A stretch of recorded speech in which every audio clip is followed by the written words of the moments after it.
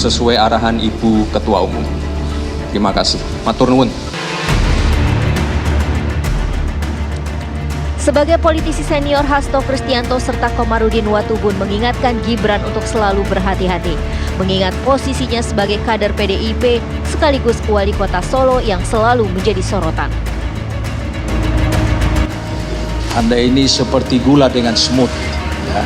Beliau posisinya seperti gula, jadi semut dari mana-mana, tinggal menjaga semut mana yang baik dan semut mana yang menjerumuskan. Itu pesan singkat sebagai nasihat tadi. Terima kasih.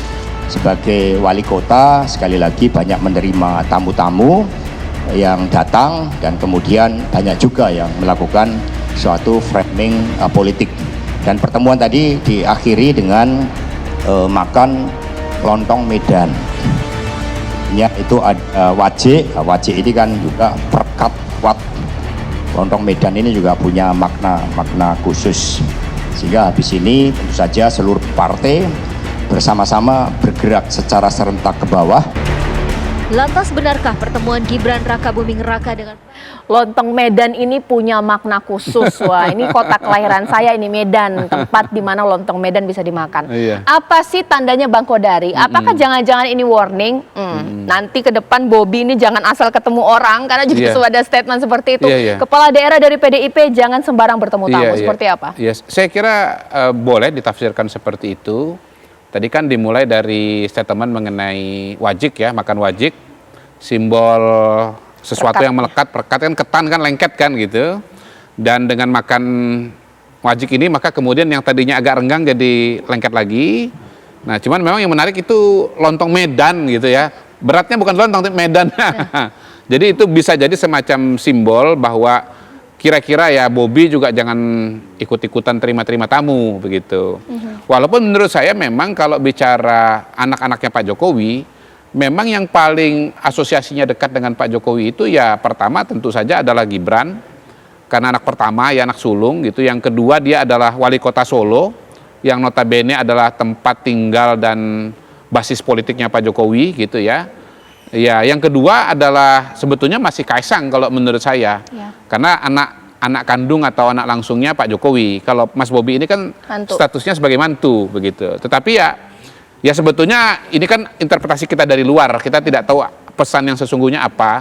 Bisa aja cuman sekedar makan, tetapi kemudian dikasih makna politik gitu. Tetapi kata Medan itu memang asosiasinya dengan Bobi begitu ya. Tapi poin saya adalah PDI Perjuangan ini seperti berusaha menarik lagi Gibran dan berusaha menarik garis agar anak-anak Pak Jokowi itu jangan ke tempat yang lain atau ketemu dengan tokoh yang lain ya. Nah, menurut saya ini akan menarik kita lihat ke depan gitu. Apakah kemudian pertemuan-pertemuan atau simbol-simbol kode-kode yang double ini juga akan terjadi ke depan. Saya menduga sebetulnya masih akan terjadi. Karena apa? Karena misalnya Kaisang kan itu berkali-kali kan beberapa kali pakai baju gambarnya Prabowo kan gitu loh.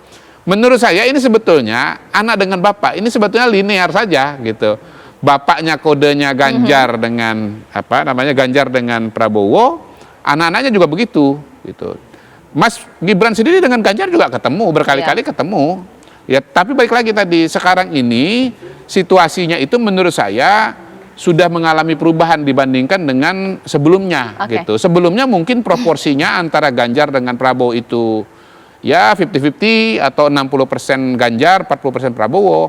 Tetapi ya per hari ini saya melihat proporsinya memang lebih banyak kepada Prabowo. Misalnya salah satu majalah mingguan ya itu menulis bahwa memang Pak Jokowi kecenderungannya sudah ke Prabowo karena Mas Ganjar penetapannya kurang melibatkan Pak Jokowi misalnya begitu. Jadi sebetulnya ini kan wilayah interpretasi yang kalau kembali kepada Pak Jokowi sendiri memang belum final. Terakhir kodenya kan waktu di acara relawan kan mengatakan oh Jokowi kan Belanda masih jauh kan. Jadi masih ini wilayahnya bukan wilayah komunikator tapi wilayahnya komunikan. Kita yang mempersepsi omongan Pak Jokowi. Baik.